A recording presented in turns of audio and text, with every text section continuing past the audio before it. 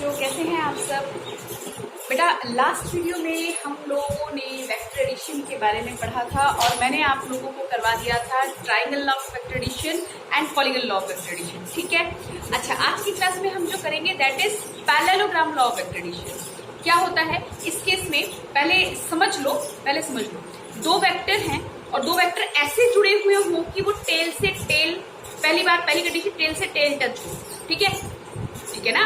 Vector का tail से tail and making some angle between them, तो ऐसे केस में हमारे पास हम उसका एक इमेजिनरी पैरेललोग्राम बना लेते हैं। इमेजिनरी, ठीक है ना, लाइन खींच के बना लेते हैं और फिर उसका हम नेट रिजल्टेंट निकालते हैं कि रिजल्टेंट क्या होगा। तो देखो, इसका स्टेटमेंट जो हम लिखते हैं पेपर में, जो स्टेटमेंट लिखा जाता है जिसपे आपको मार्क्स मिलते हैं, वो क्या है? वो ये है कि if two vectors are represented by two adjacent sides of the parallelogram, दो एडजेसेंट साइड ऑफ पैरेललोग्राम, है ना। तो इस तरह से एडजेसेंट साइड्स कुछ दिखा दे, बीच में कुछ एंगल बन रहा हो, तो उसका जो रिजल्टेंट होगा वो कहाँ होगा? वो उस पैरेललोग्राम का डायगोनल होगा। पैरेललोग्राम का डायगोनल क्या होगा? Resultant of the parallelogram. ठीक है। हाँ, अगर वेक्टर एडिशन कर रहे हैं तो बस समझ में आ रही है कुछ? चलो अब समझते। मान लीजिए कि दो वेक्टर हैं हमारे पास, एक वेक्टर है मेरे पास A और दूसरा वेक्टर क्या है? B है। ठीक है। This is vector A and this is vector B। A को हमने रिप्रेजेंट किया मान लो OM से और B को हमने रिप्रेजेंट किया मान लो OM से। ठीक है। ये दो साइड दिखा रहे हैं पैरेललोग्राम। ठीक है। तो और देखो कैसे जुड़े हुए हैं, टेल से टेल। शर्त ये है टेल से टेल। जब मैंने triangle law of vector addition करवाया था तो उसमें मैंने क्या कहा था? जहां हेड खत्म होगा वहां से दूसरे का टेल स्टार्ट हो जाएगा। कुछ ऐसे किया था, याद है? नहीं याद तो पिछले वाला वीडियो देख लो भैया। ठीक है। अच्छा, चले आगे करें। तो मान लीजिए दो वेक्टर हैं और इनके बीच में कुछ एंगल बन रहा है थीटा का। कितने का एंगल बन रहा है? थीटा का एंगल बन रहा है। ठीक है जी। तो इसको पूरा पैरेललोग्राम बना लो। देखो ये लाइन ड्रॉ कर लो, कंस्ट्रक्शन तो आता है हम सबको, है ना, कर लेते हैं ड्रॉ। इसको ये लीजिए, ये हमने यहाँ पे ड्रॉ कर लिया पैरेललोग्राम। ठीक है। अब ये साइड अगर B है तो बच्चे ये साइड भी क्या होगी? B को ही देगा, है ना। तो इसका जो रिजल्टेंट होगा, ऐसा कुछ अगर आ जाए तो इसका जो रिजल्टेंट होगा वो रिजल्टेंट आपके पास इसका डायगोनल ही होगा। ठीक है। रिजल्टेंट जो होगा वो इसका डायगोनल ही होगा। बोलो, बात समझ में आ रही है? अभी निकालते हैं, अभी प्रूफ करते हैं। देखो, प्रूफ में इसमें ऐसा कुछ खास नहीं है। जैसा आपने triangle law of vector addition में जिस तरह से हम लोगों ने एनालिटिकल मेथड से R निकाला था ना, है ना, R निकाला था, मैग्नीट्यूड ऑफ R निकाला था, direction of this resulting vector निकाला था, बिल्कुल सेम वही मेथड है। अगर वो आपको अच्छे से समझ में आ गया होगा तो इसमें ये बहुत ही सिंपल है। ठीक है। चले करें आगे। तो देखो ये हमने कर लिया। यहाँ पे अगर B है तो ये वाला साइड भी हमारा क्या हो जाएगा? B, और ये A है तो पैरेललोग्राम है भैया, तो ये वाला मेरा क्या हो जाएगा? A। इतनी बात समझ में आती है? ठीक है। नेमिंग कर दे। मान लीजिए दिस इज N, N उधर ले लिया हमने ना, तो यहाँ पे कर दो Q कर दो। ठीक है। ठीक है।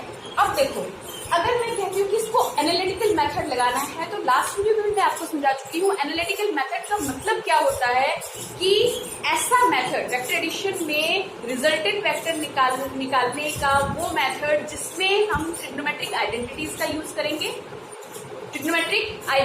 यूज करेंगे और पाइथागोरस थ्योरम का यूज करेंगे।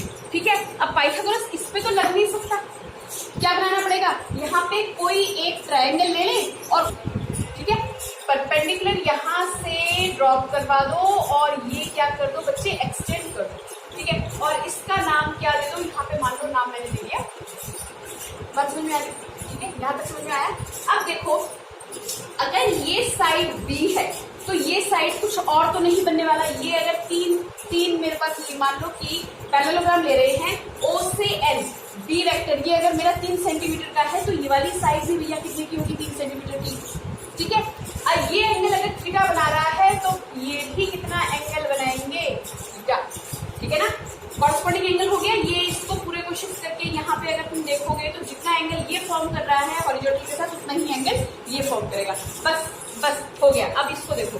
अब अगर हमें ये साइड और ये साइड मिल जाए, वैसे इनफैक्ट तुम अगर इसको देखोगे तो हमारे पास ट्राइंगल दिख रहा है। हमें कौन सा ट्राइंगल दिख रहा है? O P Q। This is तो ट्राइंगल ओ पी क्यू दिख रहा है, ठीक है। इसके अंदर बाकी सारी चीजें भूल जाओ, ओ से लेके क्यू तुम्हारा क्या दे रहा है, हाइपोटेन्यूज दे रहा है, ठीक है। ओ से पी हमारे पास क्या है, बेस है, और क्यू से पी हमारे पास क्या है, परपेंडिकुलर है, ठीक है ना।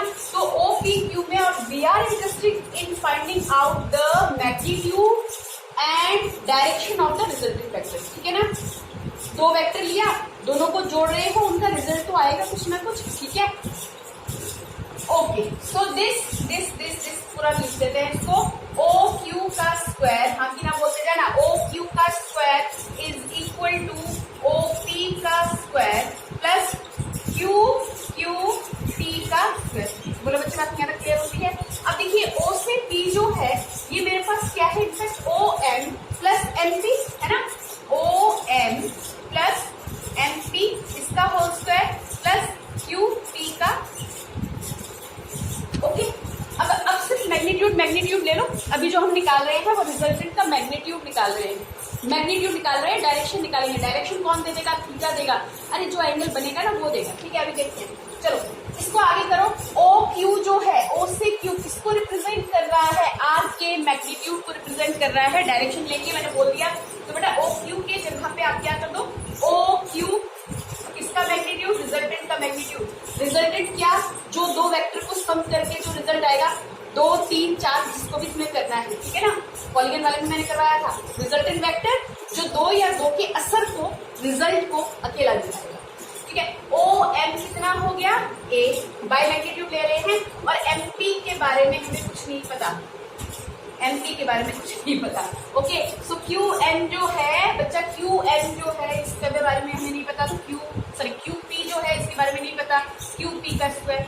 तो हमें निकालना क्या है इस इक्वेशन में, बना दो इसको इक्वेशन नंबर 1। इसमें हमें किस किस की जरूरत है, एमपी नहीं पता, ठीक है, क्यूपी नहीं पता, तो इसके लिए एक छोटा सा ट्राइंगल और ले लो। देखो एक और राइट एंगल ट्राइंगल हमें दिख रहा है ना जी, ये राइट एंगल ट्राइंगल है, ये राइट एंगल ट्राइंगल है। ओके, तो this is right angle triangle. क्या है हमारे पास, छोटू सा triangle, this is Q P M.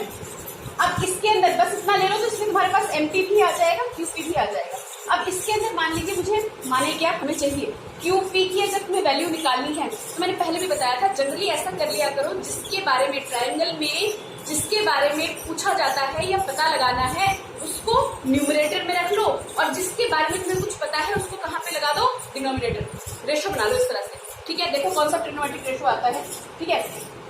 So QP perpendicular है, क्यूपी क्या है, ट्रायंगल में परपेंडिकुलर है, और हमें पता किसके बारे में है बच्चे, हमें क्यू एम के बारे में पता है। क्या पता है कि इसका मैग्नीट्यूड कितना है, बी, राइट। और ये जो रेशो हमारे पास आ जाएगा, देखिए जी, ये परपेंडिकुलर है, ये हाइपोटेन्यूज है, परपेंडिकुलर बाय हाइपोटेन्यूज क्या देता है बच्चे, साइन थीटा, राइट। अरे भूल बात तो नहीं गए, क्या करते थे पंडित बद्री प्रसाद हर हर बोले करते थे कि नहीं, है ना। तो परपेंडिकुलर अपॉन हाइपोटेन्यूज क्या दे देगा, साइन थीटा, ठीक है जी। तो Q P by Q M, magnitude कितना है यहाँ पे, बी वेक्टर है, कितना magnitude, B is equal to sine theta. बोलो बात समझ में आ रही है, क्यू पी कितना आ जाएगा, बी साइन थीटा। क्यूपी कितना आ जाएगा, बी साइन थीटा आ गया, यानी क्यूपी की वैल्यू तो हमें मिल गई। अब हमारा क्या बचा, एमपी निकालने के लिए आ गया, एमपी यहीं पे निकाल दें, आप लोगों को दिख रहा है एमपी। तो एमपी आपको निकालना है, कहाँ पे चला जाएगा, न्यूमरेटर में। क्या आपको यहाँ पे पता है, क्यू एम के बारे में आपको पता है ना, है जी। ओके, तो इज इक्वल टू कितना आ जाएगा, ये आ जाएगा कॉस ऑफ थीटा।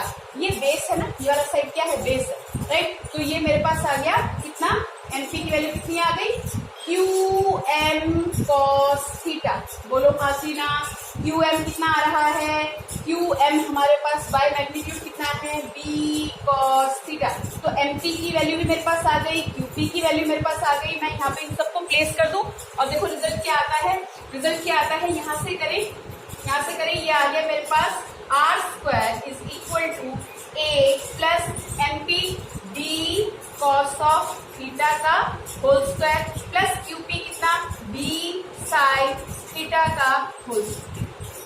ठीक है, ये वैल्यूज आ गई।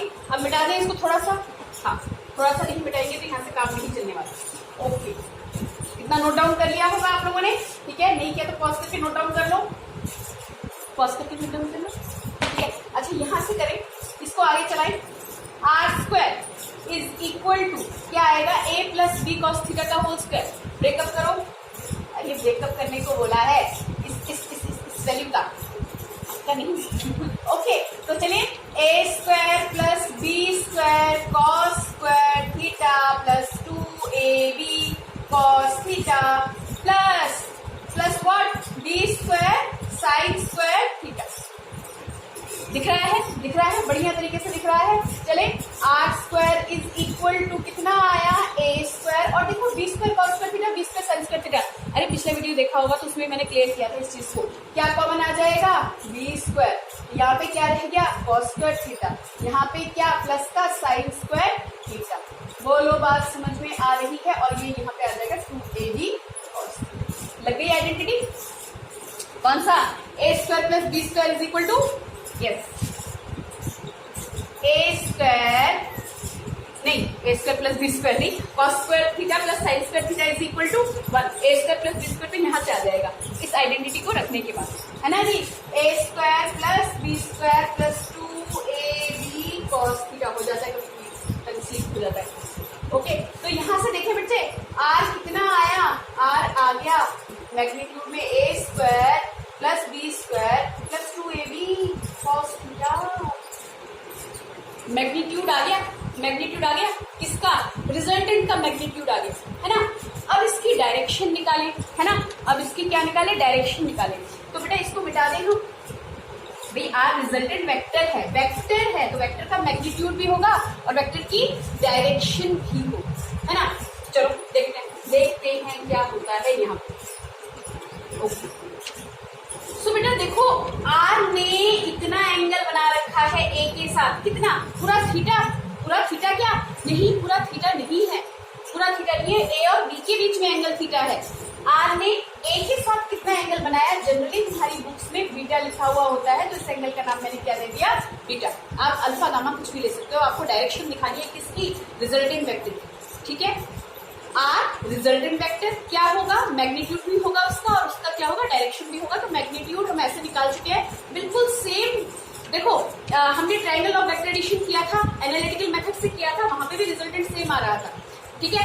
जब हम सब्ट्रैक्शन ऑफ वेक्टर करेंगे ना, बस यहीं पे थोड़ा सा चेंज आ जाएगा, यहीं पे थोड़ा सा चेंज आ जाएगा, और कुछ खास चीज नहीं है, ठीक है। करें, चलो। तो आर ने इस रिजल्टेंट में ए के साथ कितना एंगल बनाया, हमने मान लिया बीटा। अगर आपके दिमाग में कहीं ये घूम रहा हो कि बी के साथ क्यों नहीं, बी के साथ भी निकाल सकते हो, बी के साथ भी निकाल सकते हो। फिक्स नहीं करना है हमने किसी चीज को, हमने यहाँ पे रट्टा नहीं मारना है, हमने यहाँ पे समझना है। देखो आर ने कितना एंगल बनाया ए के साथ, बीटा, तो आर ने बी के साथ कितना एंगल बनाया उसको भी हम निकाल सकते हैं। बस अभी ट्रिक्स निकाल देती हूँ, आप निकालिए, यहाँ पे पहले निकाल लेते हैं। देखो राइट एंगल ट्राइंगल है, क्यू ओ पी क्यू, ये राइट एंगल ट्राइंगल है, परपेंडिकुलर है, ये हाइपोटेन्यूज है, ये मेरे पास क्या है, बेस है, और एंगल कौन सा निकाल रहे हो, beta, perpendicular by base. Okay, tan beta is equal to perpendicular by base, कितना आ रहा है परपेंडिकुलर, क्यूपी, और बेस कितना आ रहा है आपके पास बेटा जी, ओ से लेके पी, है ना, क्यूपी एंड O2। तो बच्चे क्यूपी आप लोगों ने निकाला हुआ है, ओपी भी आपने निकाला है, ओपी क्या, OM प्लस MP। बोलो यहाँ तक बात समझ में आती है। अब बस आप क्या करो, वैल्यू रख दो, ठीक है। कितना आ जाएगा, क्यूपी कितना आया था हमारे पास, बी साइन थीटा आया हुआ होगा, OM A प्लस MP कितना, बी कॉस थीटा। अगर ए के साथ ले रहे हो, देखो दो फोर्स दिया हुआ होगा, एक आधा न्यूमेरिकल भी इसका देख लेंगे, या न्यूमेरिकल का अलग से वीडियो बना देंगे, ठीक है। ये वीडियो ज्यादा बड़ा नहीं करेंगे, अलग से वीडियो बना देंगे। पर आप समझिए, अगर यहाँ पे बच्चे आपने अगर ये पूछा होता कि ए के साथ नहीं रिजल्टेंट तो बी के साथ भी एंगल बना रहा है, तो क्या उसका डायरेक्शन नहीं दिखा सकते, बिल्कुल दिखा सकते हैं, बस ना चेंज कर देना। वैसे तो तुम निकाल भी सकते हो, ठीक है। जैसे ये वाला निकाला है ना, इसको भी राइट एंगल ट्रायंगल बना दो, यहाँ से एक परपेंडिकुलर फॉल करवा दो। बच्चा देखो ऐसे, ये है ना, और ये रिजल्टेंट है, ये आर है, सुनो, ये आर है, ये बी है, ठीक है। आपने इसको ऐसे ऐसे दिखा रखा है ना, ऐसे दिखा रखा है, ये Q है, ये N है। तो क्या कीजिए, N को एक्सटेंड कर दीजिए और यहाँ से ये परपेंडिकुलर इस पे फॉलो ऑन कर दीजिए। ठीक है, अब ये भी उल्टा दिख रहा है ना, उल्टा दिख रहा है, राइट एंगल ट्रायंगल दिख जाएगा, वहां से बिल्कुल इसी तरीके से निकल जाएगा, कोई रटना नहीं है। तो मान लो अगर मैं इस एंगल को अल्फा गामा कुछ एक नाम देती हूँ, मान लो मैंने यहाँ पे गामा दे दिया। अच्छा, अल्फा ज्यादा पॉपुलर है, अच्छा लगेगा सुनने में। ठीक है, तो आर बी के साथ कितना एंगल बना रहा है, अल्फा, तो यहाँ पे हमारे पास क्या निकल जाएगा, tan अल्फा। ठीक है, क्या आ जाएगा ये अब थोड़ा सा मैं ट्रिक बता देती हूँ कि अगर आपने बी के साथ लिया है तो जहाँ पे ए बी है ना, बस उसको चेंज कर दो, बाकी कुछ चेंज करने की जरूरत नहीं है। ये आ जाएगा A sine theta upon B plus A cos. बात समझ में आई, कुछ बात समझ में आई। अगर बी के साथ लोगे तो ये वाला एंगल, और अगर ए के साथ रिजल्टेंट का डायरेक्शन देखना चाहोगे तो ये वाला एंगल, ये वाला इन दोनों के बीच है। ठीक है, अच्छा अब कुछ बच्चे ये पूछ लेते हैं कि मैम ये बताओ कि क्या ये आधा आधा होगा? जरूरी नहीं, जरूरी नहीं है बच्चे, ऐसा जरूरी नहीं, बिल्कुल नहीं है कि ये थीटा है तो ये थीटा, ये अगर टोटल थीटा है तो बीटा हमारा थीटा बाई 2 होगा, अल्फा हमारा थीटा बाई 2 होगा, ऐसा जरूरी नहीं है। ठीक है, जनरली उस केस में हम क्या करते हैं, उस केस में देखो एक चीज नोट डाउन करके रख लो कि जिसका मैग्नीट्यूड यानी ए और बी, आपने दो वेक्टर ले रखे हैं ना बच्चे, तो जिसका मैग्नीट्यूड बड़ा होगा उस साइड पे एंगल छोटा आएगा। ठीक है, बहुत काम की चीज बता रही हूँ, सुन लो। जिसका मान लो दो वेक्टर हैं, ए और बी दो वेक्टर हैं, ये ए वेक्टर है, ये बी वेक्टर है। देख के समझ में आ रहा है कि ए का मैग्नीट्यूड ज्यादा होगा क्योंकि ये वाली जो चीज है, ये जो चीज है ये लेंथ ऑफ द वेक्टर बताता है, ये हमें पता है। ठीक है ना, तो जिसका साइड बड़ा होगा, जिसका जो वेक्टर हमारा साइड में बड़ा होगा उस साइड पे एंगल छोटा बनेगा। समझ रहे हो? देखो क्योंकि अगर मैं यहाँ से डायगोनल खींचूं तो यहाँ से अगर मैं डायगोनल ऐसे लेके चली जाऊं, ठीक है, अगर मैं डायगोनल यहाँ से उठाती हूँ इसको कवर करने के लिए, इसको ऐसे करके आप कवर करोगे ना, ये ज्यादा दूर ट्रेवल करना पड़ेगा, तो यहाँ पे जो एंगल बनेगा वो एंगल क्या होगा, बड़े वाले वेक्टर के साथ जो एंगल बनेगा रिजल्टेंट का वो छोटा होगा। ठीक है, एक और उठा लो, एक और एग्जांपल उठा लो। मान लो ये वेक्टर मैंने ले लिया, ए ऐसा है, बी ऐसा है। ठीक है बेटा जी, ठीक है। तो देखो जरा ध्यान से देखो, अब रिजल्टेंट कैसे जाएगा, ये गया रिजल्टेंट, है ना, ये रिजल्टेंट गया, तो ये वाला एंगल हमारा क्या हो जाएगा, ये छोटा है तो ये एंगल हो जाएगा बड़ा, और ये वाला एंगल क्या हो जाएगा, याद रहेगा, इतना याद रहेगा। ठीक है, अब इसी के अंदर एक छोटी सी चीज और देखो, अगर मान लो तुम्हारे पास सब्ट्रैक्शन ऑफ वेक्टर आता, ठीक है, और वैसे इसमें कुछ ज्यादा हम नहीं करेंगे अभी इस वीडियो में तो नहीं करेंगे, अगले वीडियो में अगर जरूरत पड़ी तो डेफिनेटली करेंगे।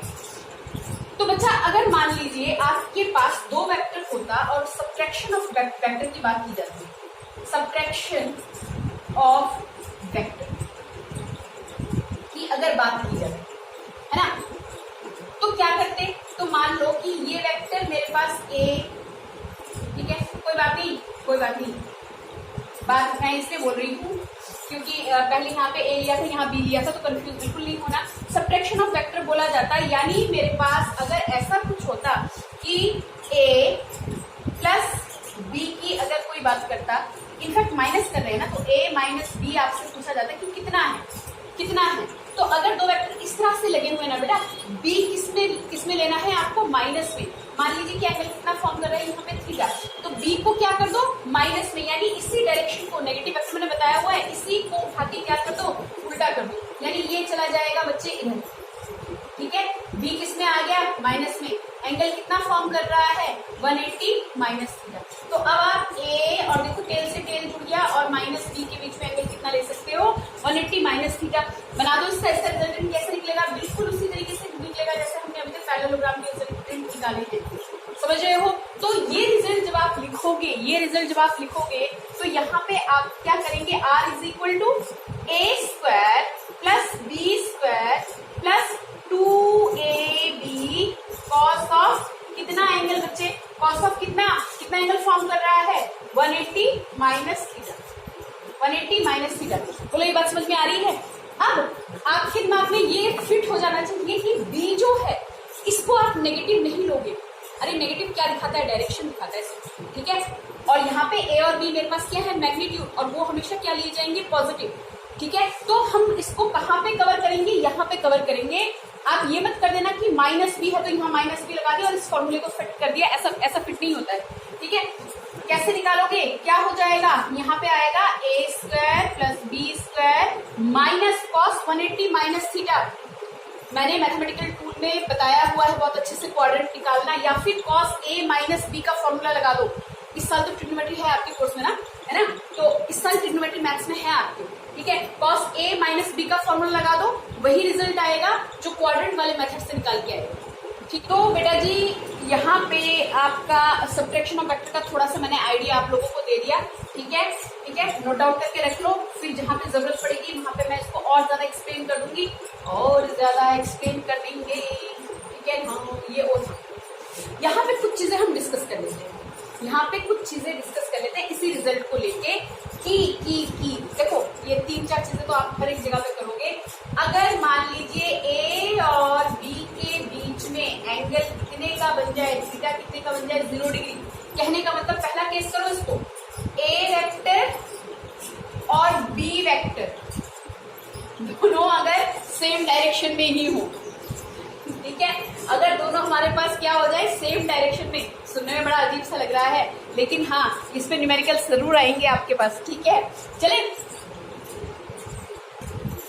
यानी एंगल अगर 0 बन रहा है तो हमारे पास रिजल्टेंट का क्या होगा, यही से निकालेंगे। अब तुमने कहा मैडम टेल से टेल जोड़ना था, ये तो आपने पैरेललोग्राम बताया था। हाँ, जनरल रिलेशन हमने निकाल लिया, जनरल हमने रिलेशन निकाल लिया रिजल्टेंट का।